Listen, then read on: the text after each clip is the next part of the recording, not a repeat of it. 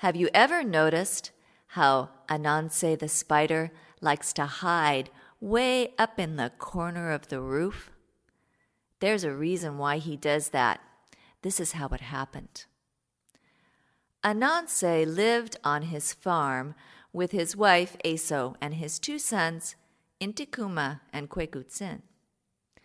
Once, there was a terrible famine, which means there was no rain and the crops didn't grow, and a lot of people were going hungry. Ananzi was lucky. His farm was doing very well, but just the thought of all those people with not enough food made him feel even more greedy than he usually is. I hate to tell you, but he even started trying to think of a way that he could get most of the crops off his farm for himself and not have to share with his own wife and children. Ananzi thought about this for a while, and then he had an idea. He went to his wife Eso and he said, "Oh, Eso, I'm not feeling so good. I'm going to go see the healing woman, and I'm going to find out what's wrong with me." So Eso said, "Oh, Ananzi, all right." Ananzi went away, but he didn't go to see the healing woman. He just waited for a little while, and then he went back to the house, but then he was dragging his feet and hanging his head. Eso came running out and said, "Oh, Ananzi, what's wrong?" "Oh, Eso," said Ananzi, "I'm very, very sick. The healing lady says I'm going to die." "Oh, no, isn't there anything we can do?" "Nope," said Ananzi. "And as a matter of fact, I'm not feeling so good. I think I'm going to go get in bed right now." So Ananzi went and got in bed, and for 3 days he pretended to be sick. Oh. And on the 3rd day, he called Eso and Intikuma and Kwekutsin to his bedside, and he said, "Eso, my children, the end is near." Eso and Intikuma and Kwekutsin started to cry quietly. Ooh. Ananzi said, "Eso, promise me. Promise me." "Oh, yes, Ananzi, anything." "Promise me that when I die, in my coffin, you'll put my favorite cooking pots, especially that cast iron pan with the wooden handle." "Oh, okay, Ananzi," said Eso. And some salt and pepper." "Okay, Ananzi." "Oh no, Ananzi's dead." "No, I'm not dead yet. One more thing. When you bury me, put me down in the yam patch. Just bury me right there by my yams."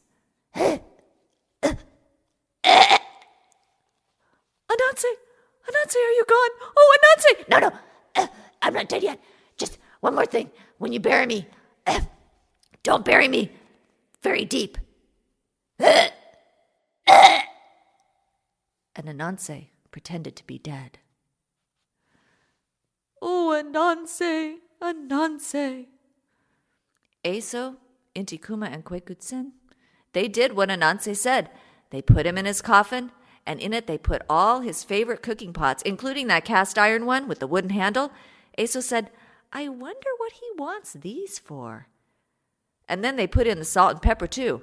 I wonder what he wants the salt and pepper for. And then they carried the coffin down to the yam patch.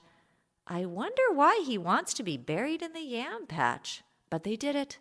Not too deep. I wonder why he didn't want to be buried very deep. And then they cried a little bit, "Oh, Ananzi." And then they went back to the house. Ananzi lay there in the coffin until he heard the owl hooting late at night. "Ooh, ooh, ooh, ooh, ooh, ooh." And then he opened the lid of the coffin. And he climbed out. "All the food is mine. And he went out and he started to dig up the yams. He took the biggest yams, the best ears of corn, and he carried it over and created a big fire. And he roasted the corn and he cooked the yams and he ate all night long. And then in the morning, he stamped out the fire. He hid everything, threw it back in the coffin, and just as the sun was coming up, he climbed back in the coffin himself and closed the lid. Now, Ananzi did that for about 3 or 4 nights, and pretty soon Intikuma noticed something strange was going on down in the fields. He said to his mom, "You know, I think somebody's been out there eating our crops, Mom. It's going to be really hard for us to get by." And she said, "Well, what we need to do is go down to pray to the soul of your dear departed father that he would protect our fields." So they all went down to the yam patch where they had buried Ananzi, and they said, "Oh, dear Ananzi, dear departed father, please protect our fields from the terrible thieves." And then they went home. But that night, when the owl started to hoot, "Hoo, hoo, hoo, hoo, hoo, hoo," Ananzi climbed out of the coffin and ate even more than he ever did before. And then in the morning, he climbed back in the coffin. When Intikuma went down to the fields, he noticed that their prayer to Ananzi had not worked. There was even more crops missing. So they had to think of something else. They decided to make a dummy that looked just like a man, but they covered it all over with sticky tar, and they put that out in the yam patch. And then they went home. That night, when the owl hooted, "Hoo, hoo, hoo, hoo, hoo, hoo," Ananzi climbed out of the coffin, and he went out to the yam patch to get some yams, but there was a strange man in his yam patch, and that made him mad. He went over and said, "Hey, you, get off my property. What are you doing here?" But of course, that strange man, he didn't say anything. So Ananzi walked up to him, and he smacked him right across the face with his hand. But his hand stuck fast to that sticky tar stuff. "Hey, buddy, let go of my hand!" So he took his other hand, and he smacked him right across the face. But then his other hand stuck. "Hey, let go of me! Let go of me!" Well, you know Ananzi, he has 8 arms and legs, and one after another he kicked that sticky man with those 8 arms and legs until whack, whack, whack, whack, whack, whack, he was all stuck. Well, in the morning, Eso, Kwekutsin, and Intikuma went down to see if they had caught the thief.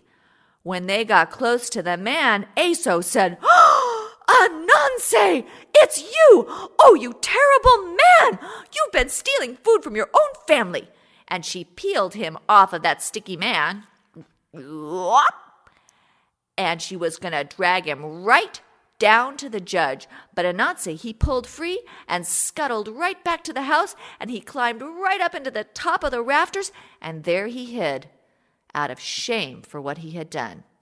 And that's where he still is today.